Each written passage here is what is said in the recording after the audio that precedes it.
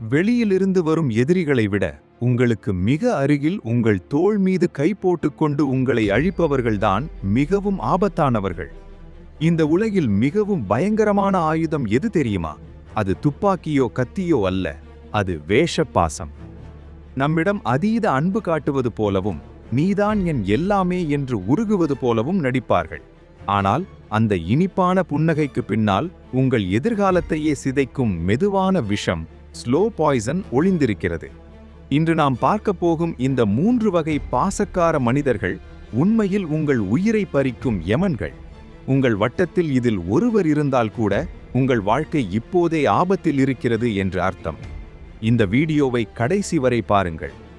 இதில் நான் சொல்லப்போகும் ஒரு விளக்கம் நீங்கள் இப்போது உயிராக நம்பிக்கொண்டிருக்கும் ஒருவரை அப்படியே பிரதிபலிக்கலாம்.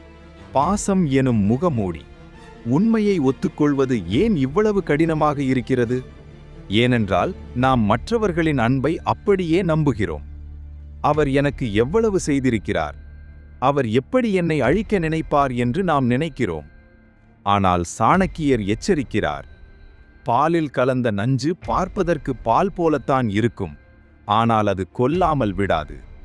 வேஷப்பாசம் காட்டுபவர்கள் உங்களை நேரடியாக தாக்க மாட்டார்கள், உங்களை உள்ளிருந்து அரிப்பார்கள். அந்த முதல் நபர் யார் தெரியுமா? நபர் 1, அதிகாரம் செய்யும் பாசக்காரர்கள். அன்பென்ற பெயரில் தனிமைப்படுத்துபவர்கள். முதல் வகை மனிதர்கள். இவர்கள் சொல்வார்கள், உன் மேல எனக்கு இருக்கிற பாசத்தால உன்னை யாருக்காவது விட்டு கொடுக்க எனக்கு மனசே இல்லை. கேட்பதற்கு இது ஏதோ காவிய காதல் போலவோ அல்லது தீவிர நட்பு போலவோ தோன்றும். ஆனால் உண்மையில் இது ஒரு சிறைச்சாலை. இவர்கள் உங்களை மெல்ல மெல்ல தனிமைப்படுத்துவார்கள். நீங்கள் வேறு யாரிடமாவது பேசினாலோ அல்லது உங்களை விட திறமையானவர்களுடன் பழகினாலோ இவர்கள் கோபப்படுவார்கள்.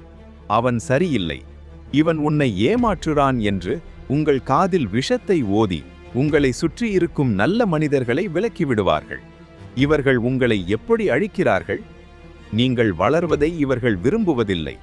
நீங்கள் வளர்ந்தால் தங்களை விட்டு போய்விடுவீர்களோ என்ற பயம் இவர்களுக்கு உண்டு.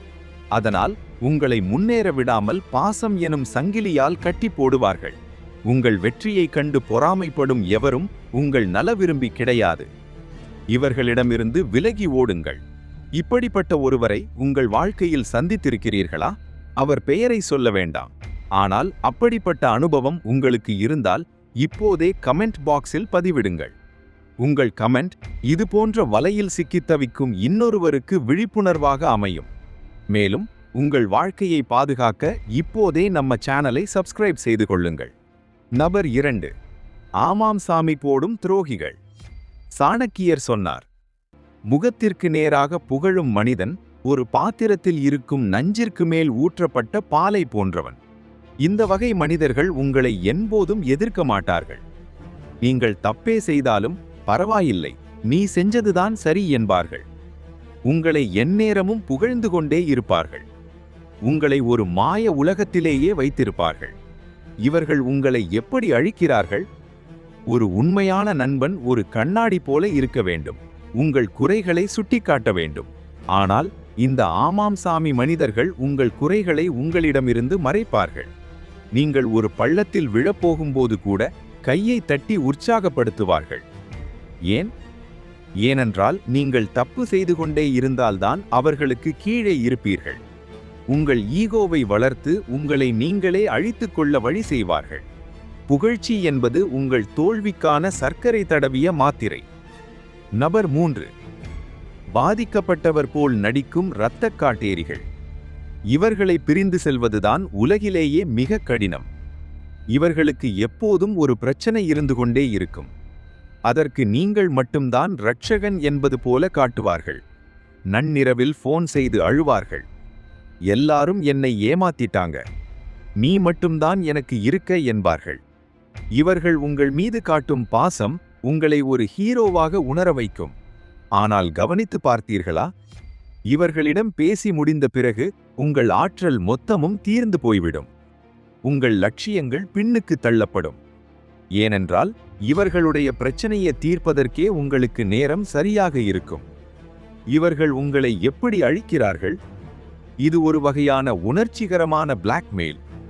இவர்கள் தன் கஷ்டத்தை சொல்லி உங்களை முன்னேற விடாமல் ஒரு நங்கூரம் போல தடுத்து நிறுத்துவார்கள். இவர்கள் பிரச்சனைகளுக்கு தீர்வை தேட மாட்டார்கள். உங்கள் கவனத்தையும் ஆற்றலையும் மட்டுமே உறிஞ்சுவார்கள். இவர்களுக்காக நீங்கள் உங்களை இழந்து விடுவீர்கள்.